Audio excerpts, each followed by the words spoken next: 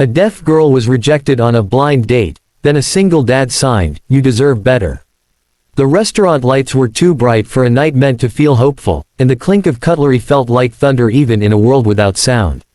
She sat alone at a table meant for two, hands folded tight in her lap, eyes fixed on a glass of water that had begun to tremble from her breathing. The rejection had been quick, careless, and final, delivered with a smile that didn't bother to hide its relief. In that moment, the city seemed to turn its back on her, as if it had agreed that she was too much trouble to keep. Just as she rose to leave, carrying the familiar weight of being unseen, a man at the next table looked up, caught her eyes, and lifted his hands. What he signed next would quietly change the course of both their lives. If you believe in kindness, in second chances, and in the power of small moments to rewrite entire futures, take a second right now to like this video, share it with someone who needs hope, comment your thoughts, and subscribe to the channel. Stories like this remind us why empathy still matters. She had learned early how to make herself smaller. Growing up deaf in a world that rarely slowed down, she learned to read lips before she learned to write her name. She learned that people's patience wore thin when conversations took effort, that smiles faded when explanations took time. Her mother had taught her strength in quiet ways, showing her how to advocate without anger, how to stand tall without making noise. When her mother passed, the apartment felt larger and emptier, and the silence grew heavier. Dating apps came later, encouraged by friends who promised that technology had made things easier. Profiles were swiped, messages typed, expectations built carefully. She was always honest about being deaf. Sometimes that honesty earned respect. Other times it earned excuses. Tonight, it earned a man who decided, 5 minutes after learning she used sign language, that he was not ready for the inconvenience of caring. She left the table with practiced grace, the way someone leaves a place they've been asked to exit many times before. She adjusted her coat and steadied herself near the door, breathing through the familiar ache in her chest. That was when she noticed him fully for the first time. He was older than the men she usually matched with, his shoulders carrying the quiet curve of someone used to long days of work. A child's backpack leaned against his chair, the straps worn soft. He wasn't staring. He was simply watching with concern, like someone who recognized a pain he had lived with in a different language. He stood, slowly, not wanting to startle her, and lifted his hands with care. His signs were not fast or flashy, but they were clear. He told her, without a single sound, that what had just happened said nothing about her worth. He told her she deserved better than someone who couldn't see past their own comfort. The words settled between them like a warm blanket. No one had ever said it to her so plainly, without pity or surprise. She felt her throat tighten, not with shame this time, but with relief. He was a single father, something she gathered as they exchanged names through signs and phone notes. His daughter waited at home with a neighbor, asleep by now, her homework already checked and her lunch packed for the next day. He worked maintenance at a hospital, a job that paid enough to keep the lights on and taught him the value of steady hands. He had learned sign language years earlier when his daughter's best friend lost her hearing after an illness. He never forgot it, even when life pulled him in other directions. He told her that learning to communicate had opened his eyes to how often the world chose convenience over compassion. They didn't sit together long. There was no rush, no sudden promise of romance. Just two people sharing a moment that felt honest. When they parted, she walked into the night feeling lighter, as if the rejection had lost its power.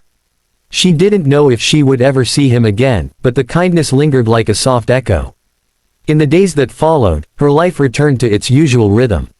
She worked at a small graphic design studio that specialized in accessibility layouts, a job she loved because it turned her lived experience into purpose.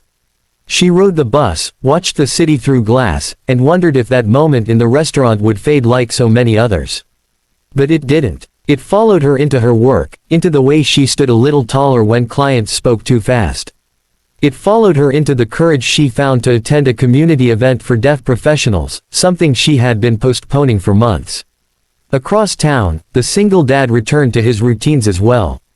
His mornings began before dawn, packing lunches and braiding hair, reviewing spelling words with his daughter while coffee brewed. He thought about the woman from the restaurant more than he expected.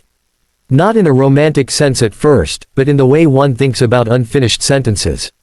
He wondered how many times she had been made to feel less. He wondered how many people like her passed through his hospital every day, navigating hallways built for ears, not hands. Fate, patient and unassuming, crossed their paths again at the hospital. She was there for a routine appointment, navigating the familiar frustration of waiting rooms that called names instead of showing them. He noticed her standing uncertainly near the check-in desk and approached, signing a question to see if she needed help. Recognition bloomed on her face, followed by a smile that reached her eyes. This time, they sat together longer, not as strangers, but as people who understood the value of effort. Their connection grew slowly, rooted in respect. He introduced her to his daughter, a bright-eyed girl who signed eagerly and asked endless questions. The girl didn't see deafness as a barrier, she saw it as another way to tell stories. They spent afternoons at the park, evenings cooking simple meals, learning each other's rhythms. There were challenges, of course. Miscommunications happened, schedules clashed, the weight of past hurts sometimes surfaced unexpectedly. But unlike the blind date that had ended before it began, this relationship moved forward with patience. The deaf girl found herself daring to hope in ways she had once considered reckless.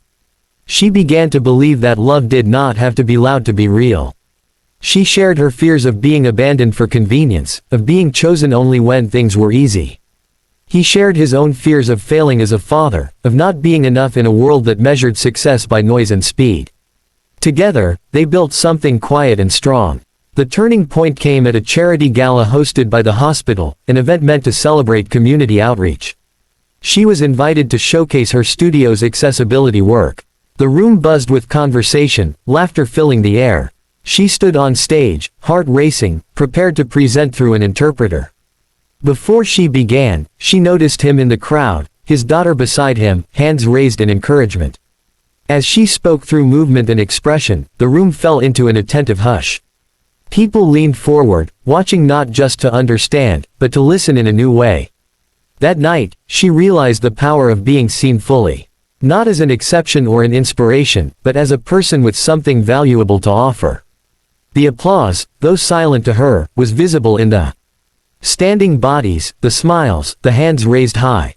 As the story nears its end, take a moment to ask yourself if it has touched something inside you.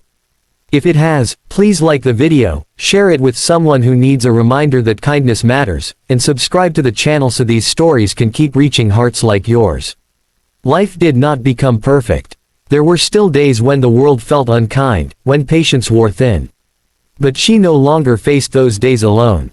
The single dad continued to sign words that mattered, not just to her, but to his daughter, to patience, to anyone willing to meet him halfway. He taught by example that love is an action, repeated daily. Years later, she would think back to that restaurant, to the sting of rejection that had nearly convinced her to give up. She would realize that the pain had been a doorway, not an ending. A doorway to a life where she was valued, not despite her silence, but alongside it. Before this story ends, leave a comment below and tell us what this moment meant to you. Share a time when kindness changed your path, even in a small way. In a world that often chooses the easiest route, two people chose effort. In the quiet language of hands and hearts, they found a truth that echoed louder than any sound. Everyone deserves to be seen, and everyone deserves better.